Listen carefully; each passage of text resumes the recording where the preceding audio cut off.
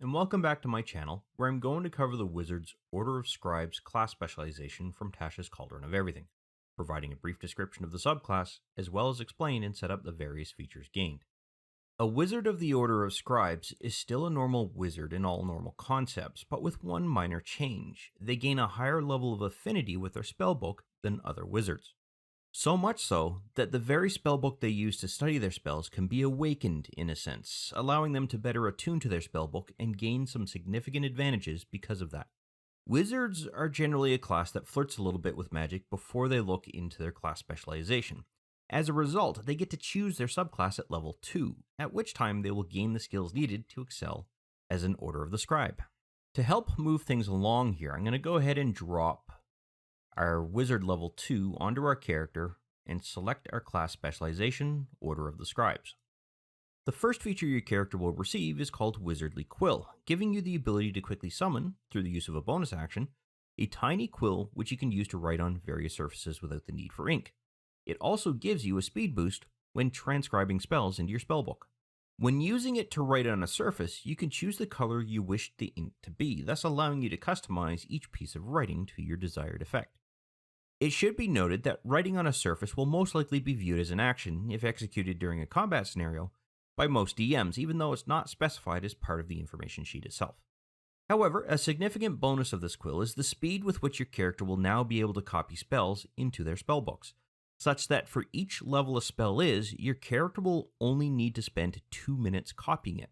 So for a level 2 spell, it would take 4 minutes, versus the 4 hours it would otherwise take using the normal transcribing process. However, the gold requirement of 50 gold pieces does not change in relation to this cost, as there are still material costs to transcribing that spell due to the nature of how that process works. Additionally, transcribing is not something you could do as a normal action during combat. Even though this is reduced to 2 minutes per level of the spell, a single round of combat is usually 6 seconds, so it's just not possible to do that without being interrupted at some point. The last ability of this feature is the means to erase anything you've written with the quill, if your character is within 5 feet of that writing, by simply waving the feather over the contents of what was written as a bonus action. As long as your character does not die, or you do not take the time to summon another quill, the one you've already summoned will remain around, even through rest periods. This, however, is not a feature that we really need to make use of in relation to our Actions tab. It's not something that we have to add here because it's primarily giving you a little bit of a functionality outside of an action-based scenario. Also at level 2, your character will gain the Awakened Spellbook feature, which is what awakens the sentience of your spellbook, such that you can interact with it far more than a wizard of other subclasses would normally be able to do. The first change is that you can now use your spellbook as a spell focus while casting, removing the need to use components for a lot of the spells your character will most likely cast. Another nice feature is that you can change the damage type of a spell at the time that you cast it, as long as you have another spell of equal level and of a different damage type that you want to use stored in your spellbook. An example of that is that you could convert Burning Hands at the time you're casting it so that it does force damage rather than fire damage, as long as you also had the Magic Missile spell stored in your spellbook. This does not mean that your Magic Missile spell now does fire damage. Well, I suppose it could if you chose to cast it and convert the damage type at the time of casting, but the idea here is that you're simply borrowing the damage type at the time you're casting a given spell. It will also expend the one spell slot as normal, so if you cast Burning Hands, for example, and changed its damage type, you would only tick off one spell slot. Another change is that when your character has the need to cast a spell as a ritual, you will no longer need to spend the additional 10 minutes one normally would do. You use its non-ritual casting time. For example, if you take a look at the various spells that we have available to us and set ritual to yes here as your filter, you'll get a list of spells that all fall under the ritual grouping. Alarm, for example, has a casting time of 1 minute when it's classified as prepared and ready for use. But it can also be used as a ritual, which means you can cast the spell without you having pre-prepared it. You just spend an additional 10 minutes doing so. Now, with the Order of the Scribes, you don't spend that additional 10 minutes. You spend the 1 minute casting that as a ritual. If you want to learn more about ritual casting, what you'll want to do is go to the library, select the player's handbook, open up the reference manual, then search for ritual. Once you do, this what is a spell page down at the bottom will provide you all of the details you need in relation to the ritual. The other thing to point out is when you're casting a ritual spell, you don't expend the spell slot. You simply spend the extra time normally to be able to go through and do that.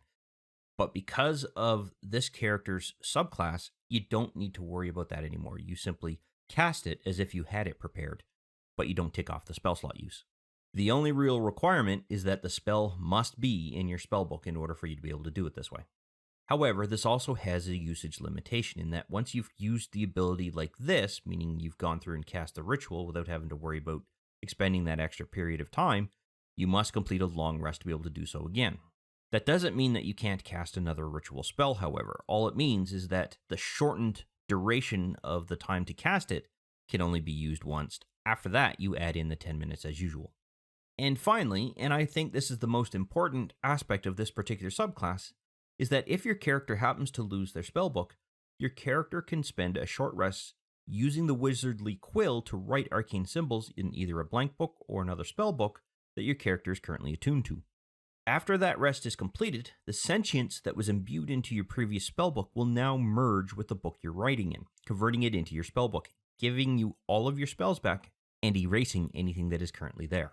So yes, that does mean that if you were using another spellbook to try to convert it into your previous spellbook, if there were spells that were in that spellbook you're writing in that aren't in your main spellbook, they will be lost at the time the conversion occurs.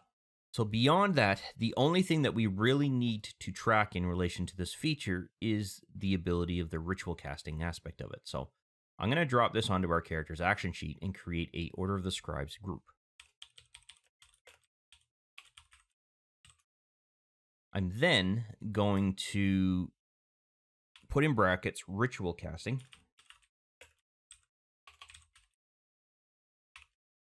and update its duration to be once daily.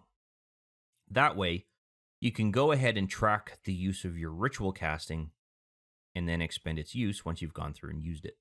At Wizard level 6, your character will gain the Manifest Mind feature, allowing your character to summon forth the awakened mind of your character's spellbook as a bonus action, to a location that is within 60 feet of where your character currently stands.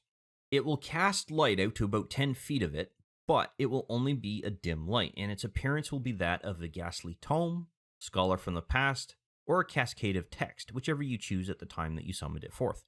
This feature gives you a few options that you can make use of while this spectral book, if you will, remains around. The first is that the spectral mind will be able to see with dark vision out to 60 feet, as well as be able to hear sounds around it, and all of this can be telepathically linked back to your character so that you can essentially see and hear what your spectral mind is seeing and hearing. While summoning of the mind requires the use of a bonus action, seeing or hearing through it does not require the use of an action or bonus action. It's instantaneous. Next, when your character casts a wizard spell, your character can cast it through the space your spectral mind occupies, such that if your spectral mind was 30 feet from where your character was currently standing, and it was next to a group of bugbears, you could cast Burning Hands through it at that group. However, you can only do this a number of times equal to your character's proficiency bonus before they will be required to complete a long rest to be able to do this again. The next thing is that as an additional bonus action, your character can move the spectral mind up to 30 feet, where it will remain hovering until commanded to move again. However, it is unable to pass through solid objects, but it can pass through other creatures. There are a number of ways that this spectral mind will prematurely vanish, and that is the first of if it has passed more than 300 feet from where your character currently stands. The next is that if someone kills your character or destroys your spellbook. The third method is that if someone casts Dispel Magic on the spectral mind itself, which won't destroy the awakened spellbook itself, it just gets rid of the ghostly projection. And finally, if your character has gone through and used a bonus action to simply dismiss the spectral mind.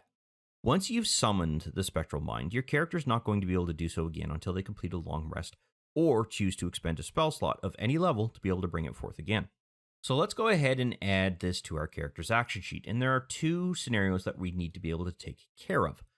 The first is the ability to cast through the spectral mind itself. I'm going to move this down to Order of Scribes.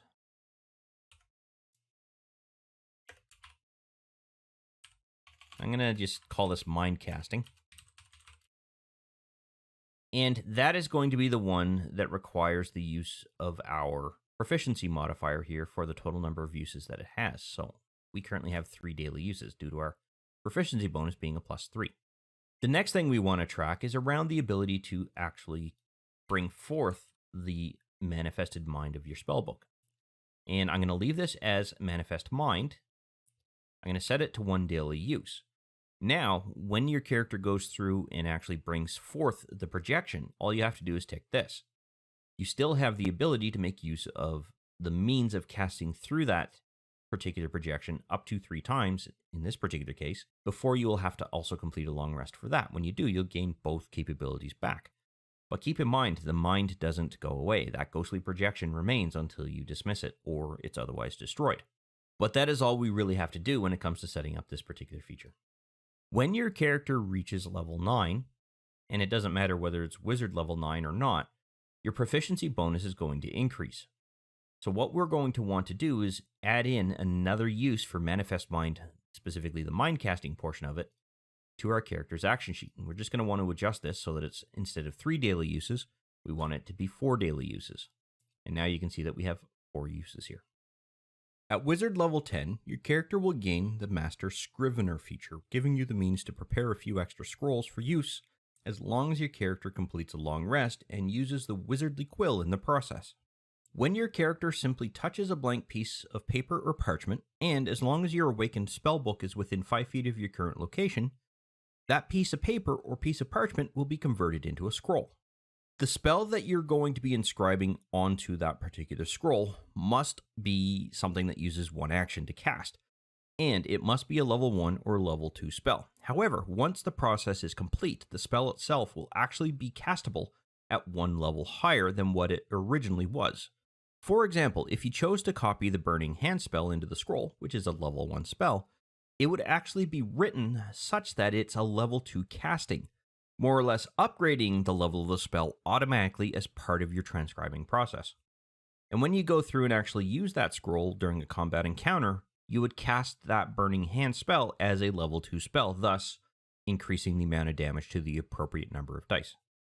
The catch is that this is not a spell scroll you can hand off to somebody else, as only your character is going to be able to understand it. Because of that, only your character can cast it and use it. But all is not lost there, as the other capability of this feature gives your character the means to actually craft a proper spell scroll which can be used by others. And the DM themselves will have to explain the rules to you if you're unclear as to what they are, as they are in the DM's guide, not in the player's guide. But your character will only have to expect to use half the amount of gold and time one would normally use if they use the wizardly quill to complete the task. Otherwise, you would just be creating a scroll as you normally would.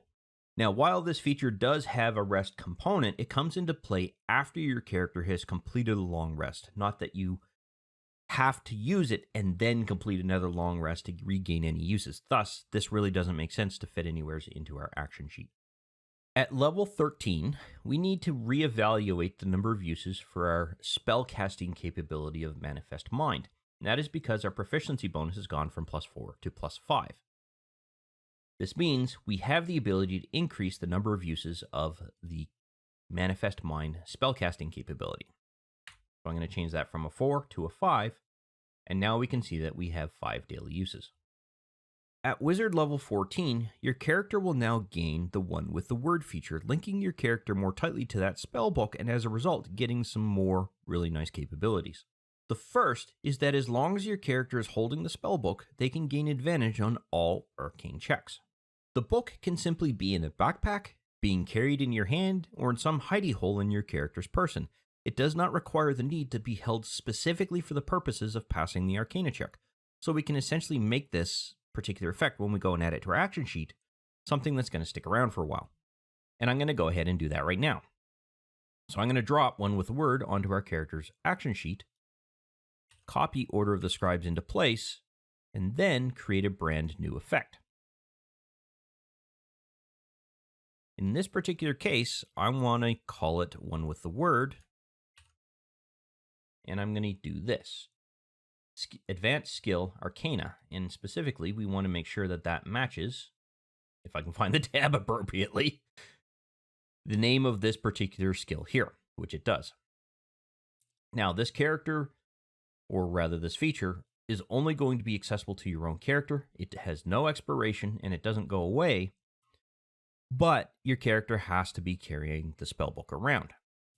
So if we take a look here in the combat tracker, what we'll actually see is that once your character is dropped into the combat tracker, you can effectively click this and it will stay there. You don't need to get rid of it. The only time you have to get rid of it is if you've misplaced or lost your spellbook. The next capability is a bit of a double-edged sword in that while your Spectral Mind is summoned, you can void out any incoming damage by dismissing your Spectral Mind as a reaction. But doing so has some consequences, because you will have to roll 3d6 of dice and temporarily remove any spells that have a combined value in spell levels as the number you rolled. And the information sheet provides a nice example for you that you can use as a reference, specifically right in this particular area here. If, however, you rolled a number that was so high that the total level of spells in your spellbook will not account for the value of that roll, your character will simply drop to 0 hit points and be rendered unconscious. In addition, this does have a usage limitation as well, so if you've gone through and used this as a reaction, you won't be able to do so again until your character completes a long rest. And to me, this kind of smells like a little bit of a last-ditch effort to remain on the battlefield, because you're really only going to want to use this if your character's already potentially going to be reduced to 0 hit points. Because you really don't want to be like at your maximum number of hit points, receive some incoming damage, burn through this reaction to sort of nullify that damage out, because there is a risk you're going to automatically be dropped to 0, depending on how many spells you have in your spellbook at the time that it happened and how much of a value of those particular spells you have to account for based on the 3d6 die roll. So I've already gone through and dropped this into our action sheet, as you saw here while I was describing that, moved it into our group, and I'm going to go ahead and set up one daily use for that, because it is going to be a reaction. And the final adjustment your character is going to have to make because of this particular subclass is going to happen at Wizard level 17, or level 17 if you're dual classing. And that is around your proficiency bonus going from a +5 to a +6, which means you can now increase the number of uses your character has for the Manifest Mind casting capability, as I've called it. So I'm going to go ahead, I was on the right one, there we go, and change that +5 to a +6, not 56. Let's try that again, there we go. 566 uses, that would be a little bit insane, but anyway. Now we can see that we have 6 total uses here, and as a result, this now completes everything that you have to do in relation to this particular subclass. Now, I personally have no experience with this subclass at all, but it definitely looks like it could be something that is a lot of fun to play, and it can really screw up the DM in a lot of ways.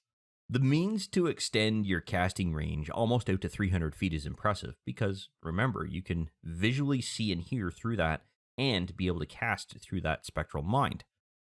That means that you can really punch out all of the damage that you wish to do to a very significant range. And it's a really nice way to drop a fireball, if you will, point blank on a group of hostile creatures that might be 120 feet out from where you're currently standing, and they'll have no idea where it came from. However, this does bring us to the end of this video. I hope you found it useful and informative, and I look forward to seeing you in the next one. I wish to thank you for taking the time to watch this particular video. I hope you found it informative and useful to familiarizing yourself with Fantasy Grounds in general, and that you had fun in the process. If you found the video useful and you liked the content of the particular video, go ahead and click that like button to let me know. And if you have any questions specific to the topic covered by this particular video, or just have some comments in general, please feel free to post something in the comment section, and I will do my best to respond to any questions that are asked.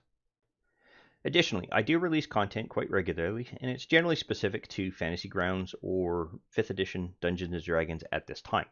So if you'd like to be notified when new videos come out, go ahead and subscribe and click the notification bell to ensure that notification is sent to you when I release a new video.